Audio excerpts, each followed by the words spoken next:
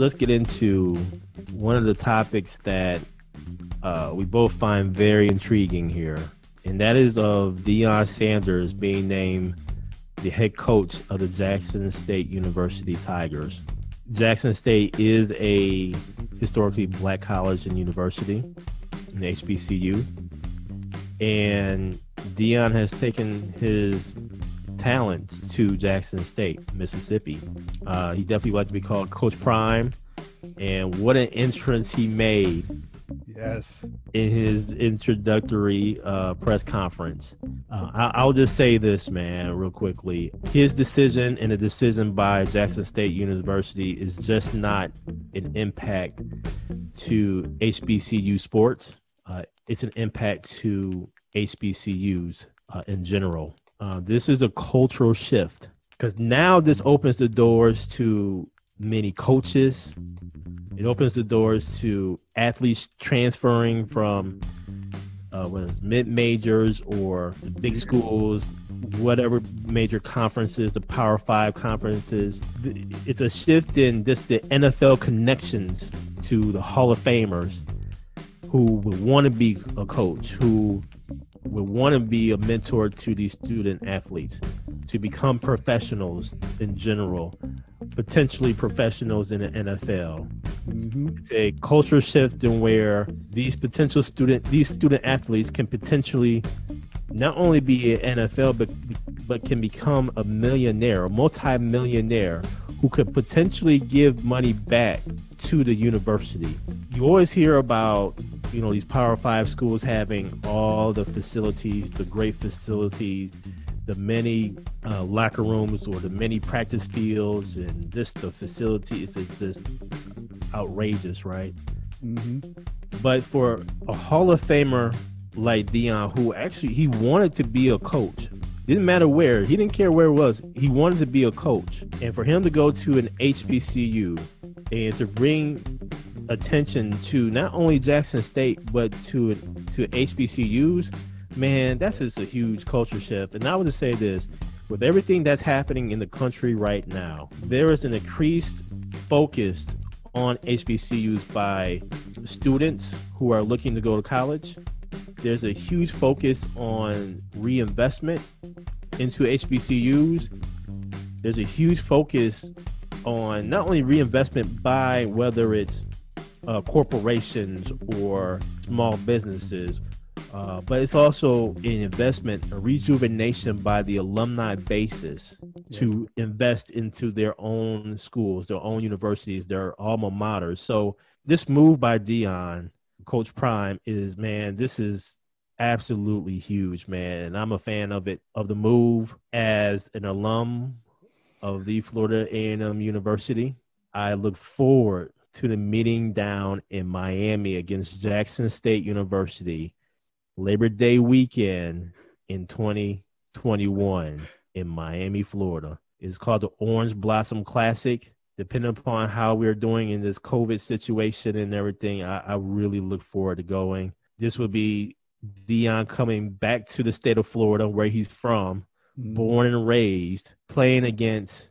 a premier institution and school and football team of the Florida A&M University Rattlers. And we'll continue to strike again. I'm looking forward to that matchup. But I will say this, man, and I'll let you go ahead and give your take on it, Danny. I cannot say this enough. This is a culture shift. When you talk about Florida A&M University and Bethune-Cookman University, going from the MEAC, the Mid-Eastern Athletic Conference, to the Southwestern Athletic Conference, to the SWAC, when you talk about the money and the revenue that's going to be generated, not only from week to week, because each week is going to be a classic. For those who don't know what a classic is, a football classic in the HBCU world is absolutely huge. We're talking about thousands and thousands and thousands of fans. And for a HBCU, that is tremendous. We're talking about anywhere from 60,000 fans, possibly even more depending upon the venue itself. and the revenue being split amongst just those two universities. That's huge. And then now we're talking about the commissioner, his vision is to eventually have a TV contract in where now you can solely watch the SWAC conference, not only football, but all the other sports. Man, that's huge.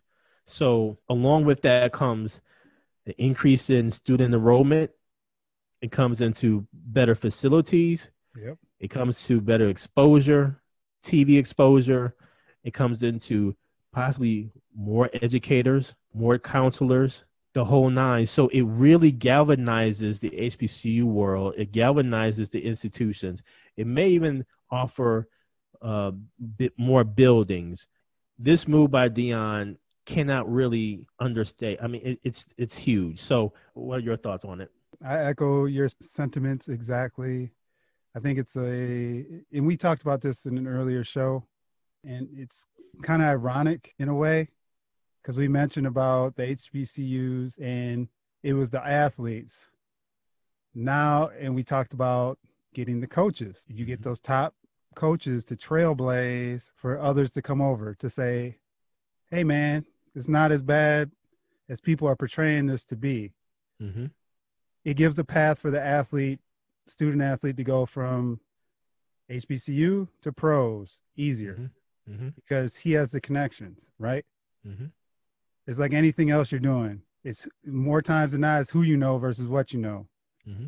depending on the case. So I think Deion going there, it's exciting, man, because all the outpouring of different athletes saying of support or, hey, man, I want to join you. Mm-hmm. Like Emmitt Smith sent him a note. They showed, on social media saying that's a great move. You need a running backs coach. And it's like, all right, now let's start doing this elsewhere. Where not to put people out of jobs and things like that, but bring people in. Deion's a big name. He brings a lot with him. So that's why it's a trailblazing move. And from my standpoint, I just want him to be successful where everyone says, okay, I see what he's doing over there. Let me go join him or figure out how to get into that arena, so to speak. Mm-hmm. Not only from a coaching perspective, but athletes. So he's going to start bringing athletes to say, Deion Sanders is over there. It brings in the revenue. Like you said, the TV contracts brings people back from an alma mater perspective. So your alumni to say, there's a new excitement here. Let's get behind this. Right. And maybe just in general, donors. I was going to say that. Mention 2 points. To your point about donors, it's almost like an NFL player, Hall of Famer, whomever, who didn't go to HBCU could adopt an HBCU. Exactly. Right? Yep. So there's opportunities there. Mm-hmm. And I'll also say this. So just like there's the NFL combine for big name schools and everything, and usually you have like one or two individuals from HBCUs attend those. Now there's going to be a combine just for those HBCU athletes. Yep. And so I know that was in the works before Deion's move, but now it's fully in the works. It's going to happen. So a combine strictly for HBCU athletes to see about, going into the NFL. So that's another opportunity that really wasn't stressed as much. But now with Deion being a coach and connections, the sky's the limit. Exactly. So I think it's a great move by Jackson State. I think it's a great move by Deion as well. Mm-hmm. And I wish him nothing but the best. And I hope it starts something to gain that exposure. You see more of a level playing field. I agree. And I wish Coach Prime good fortunes, but just not against my Florida A&M University Rattlers.